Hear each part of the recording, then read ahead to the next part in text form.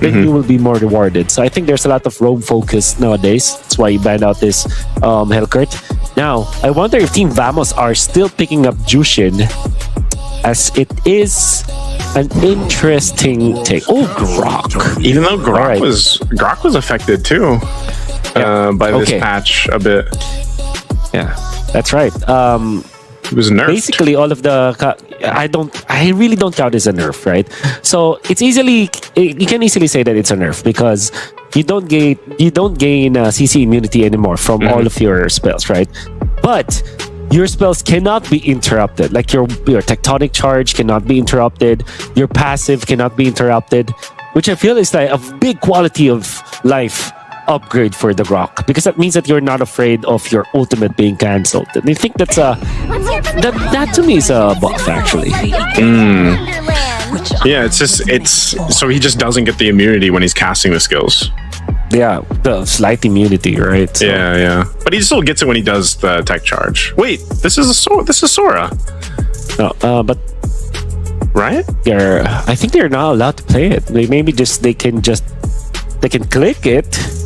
Maybe they're just showing it. They didn't lock it in, so I would like. Yeah, I mean, every time we have a new hero, it'd be nice to see it. But from my understanding, maybe they're even asking. But I don't expect to see Sora, at least for now, for games of the future. We'll see him in the future, but not this future. So it's going to be a Farsa and a Fanny, though. Fanny gets picked up with the Farsa.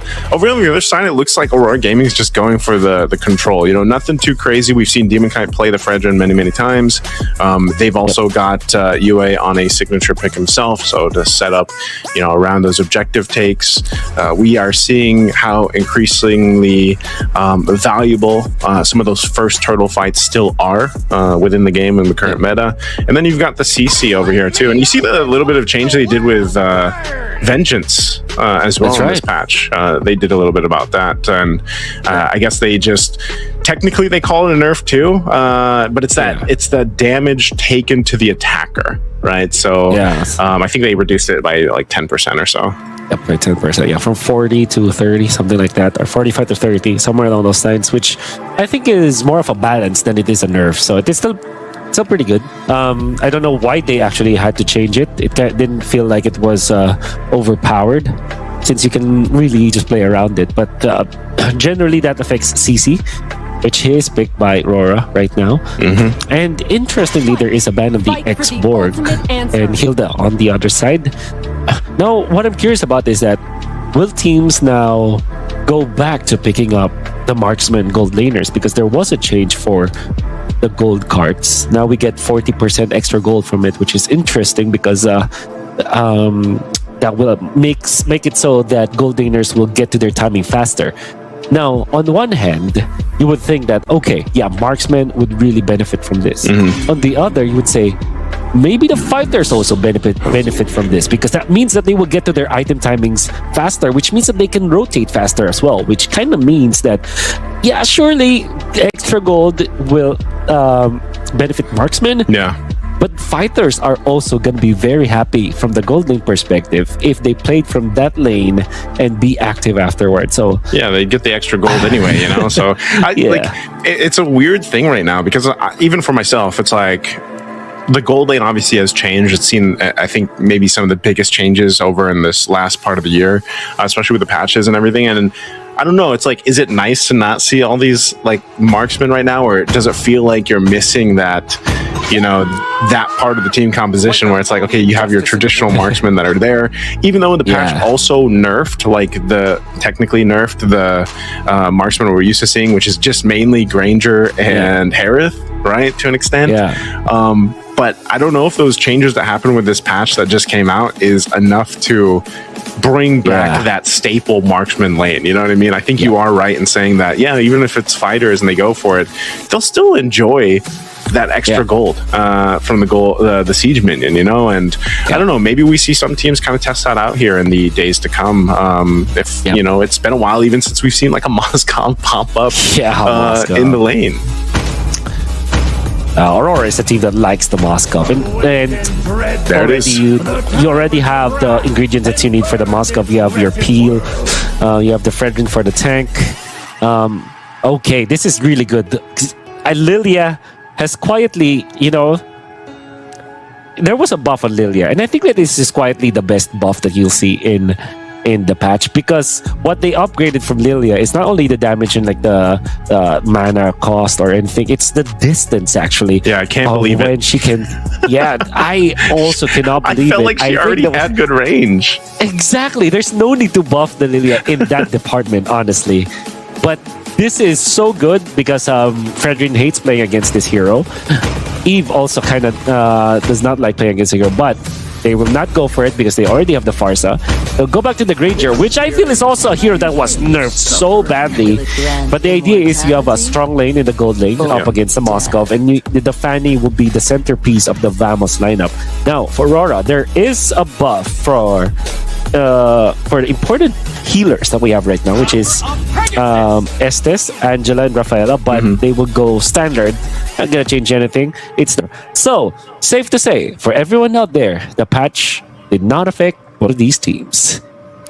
It didn't affect them too much. I guess on both sides. Well, not really too much for Aurora, but more so over here for Team Vamos. You're going to see if there was that bigger effect for the Grok and Granger. Since those were two of the heroes that did have some of the impact of the.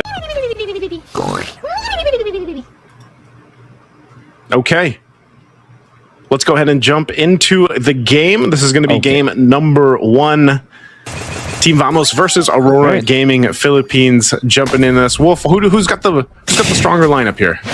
Okay, so I don't like seeing the Granger right now because of the nerfs that I've seen, and I think that Aurora Gaming has gotten their comfort composition. So I would really feel that it's Aurora Gaming that will have the advantage right here. I think the Fredrin with the Eve is just a very good turtle taking kind of lineup. I think that they have all the tools to protect their Moskov, and Moskov is also great versus the Fanny because of the stun. But we'll see. It's going to be dependent on the execution. Error 404. We don't know if this is Chibi or, well, it's actually Error 404. Will not be able to steal that orange buff. Okay. So part of this too. Oh, is he actually going to go for this kill on Light? No, he's just going to put pressure here. Team Kite, tanky enough, has UA with him. I think they just force him out of the jungle, so they're gonna be fine. I think still, this is one of the things though, man. Like anytime you pull up that Fanny, you know that you're going to basically have to take care of the Fanny in a way throughout the game. At least if it's buff secured, or at least giving that opening. And I think they have the lineup to allow that to happen. There's a lot of good combinations Team Vamos can go with having an Alice, having that Grok still there, the damage provided with a Farsa, of course, too. And then I think you're just gonna have to see. It's not too often we actually get to see the double marksmen go against each other in the lane, and for a lot of the times we've seen so many fighters placed into there, but Natko versus Dominkite, this is going to be a good match to see. Yeah, it's been a long time since we've seen that lineup. Normally, in the laning stage, Granger is actually winning now, but there are some changes with the Granger right now. Light is just level 2 at 2 minutes. Maybe this is some of the changes with the roam blessings that we have, but Zorn actually has more XP, but Demon Kite takes the turtle. Oh, they're going to actually go for him. So Zorn has to burn the flicker. Is this, timing-wise, they would have been level 4, right? Light would have been level 4, so that's already the change that our viewers can go ahead and see, and maybe they've experienced themselves on this new patch. Do you feel like that was warranted though? Like that change needed to happen? Were the roams getting too much XP and gold? No, I don't think too well. Honestly, it's not warranted. Roamers are not getting that much XP and gold, but I think it just I think MLBB forces us as roamers to be more aggressive, and so far Zorn has been very aggressive. He actually stole a buff away from the Fredrin. Oh, he did. Okay, Demon Kite's going to use the Retribution to go ahead and stomp Error 404 from going a little bit further. Also, by the way, I believe even the Retribution, the what is it, the icy one? The icy one was affected as well through the patch. It's a little bit less slow, if I recall correctly. Dominkite will be spotted out. Some extra gold going to Natko right now as they're forced off. Ooh. But he still got the gold card though. Yeah, with the spear. So good for Dominkite. Doesn't lose too much in that one. So that's it. Team Vamos are doing the right moves, punishing this Moskov pickup, because it is actually not the best when it comes to keeping himself safe in the laning stages. So what they did was to apply the pressure in that area and actually put this outer turret energy shields up to just 10% as of this moment, which actually meant that this Granger will have a significant amount of gold lead over this Moskov. Right now, it's 700, right? Yeah. And with the Skypiercer and the boots, this is going to be a great start for Natco. Yeah, Natco just showing that that Granger little nerf didn't hurt too much, at least so far in the lane against a Moskov who traditionally does take a little bit longer to go ahead and build up. We know that Trinity items are still really important, both to these. Oh, whoa. Light's going to actually jump in already. There's the feathered airstrike coming down. Light is going to return it, though. He falls first. Clockhoon gets a kill. UA finally picking one up. They're going to go ahead and trade it the 2-for-1. Natco joining the fight, but he's just forcing Aurora back. Turtle's up for the taking, though. Demon Kite will start it up. Meanwhile, Doman Kite just trying to catch up here in terms of the gold. He's going to clear that bottom lane, that gold lane. He was going to try to get some extra gold off that turret, but he won't be able to. Maybe he gets the gold crab here. So Demon Kite securing the turtle, and Doman Kite fine in the 2v1. Yeah.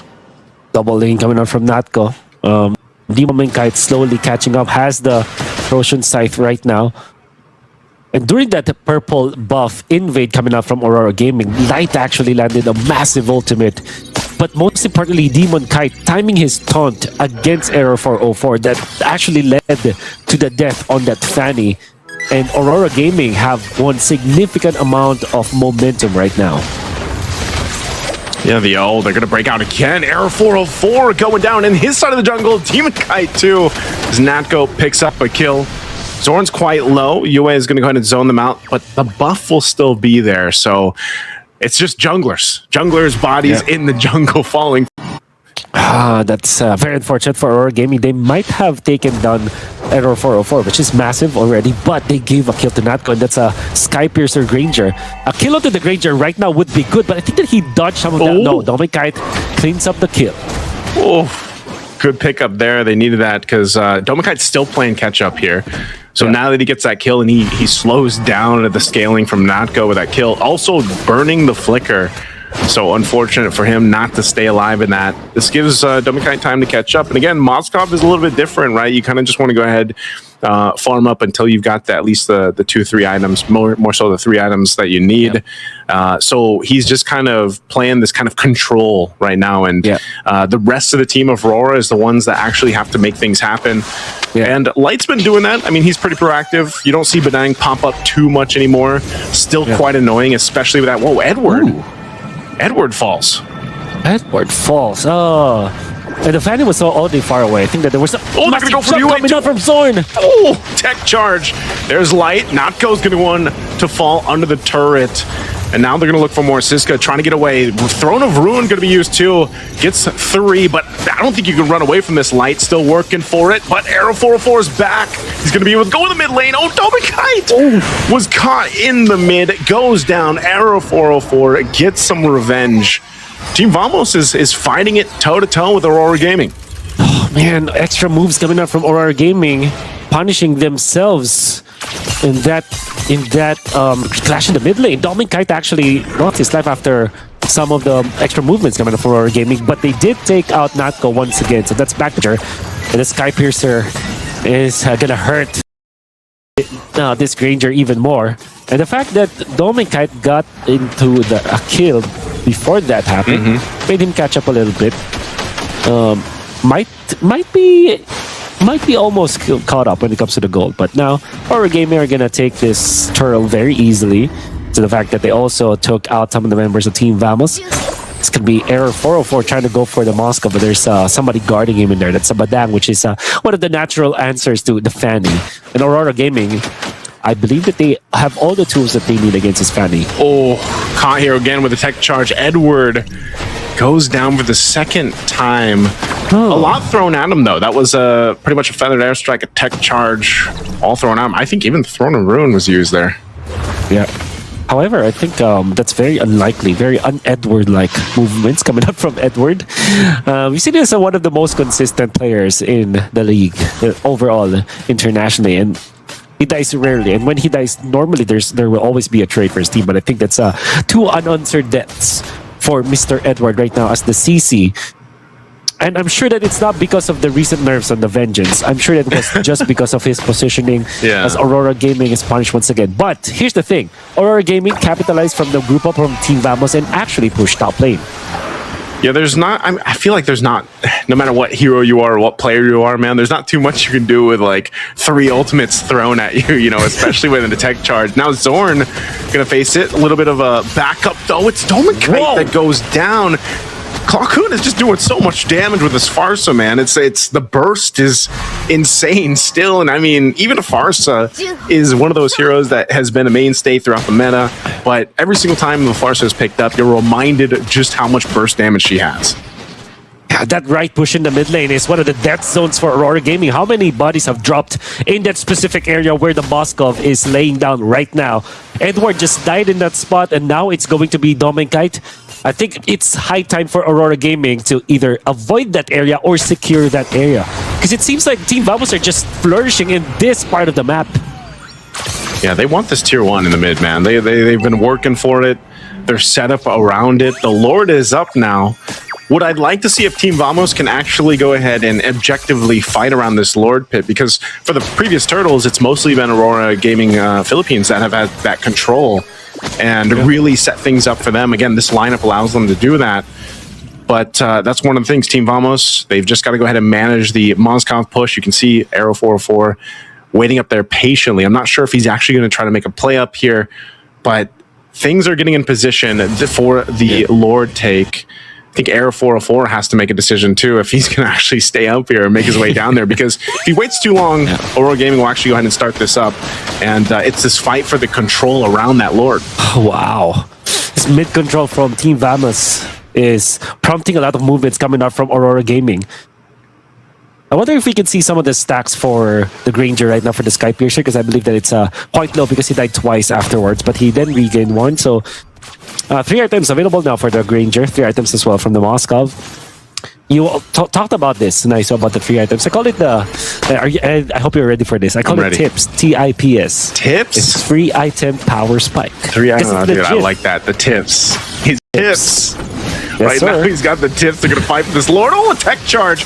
Good usage of the flicker, but they're going to break out. Arrow 404 gets the Lord, but the fight's still going for it. Now Zorn going to fall. A double for Edward. He's popping the Vengeance. He's looking for the back line. There's the SOD. Dominkite joins the fight. He'll pick up Not Go. 4 fall for Team Vamos. All for the massive retribution coming out from Arrow 4.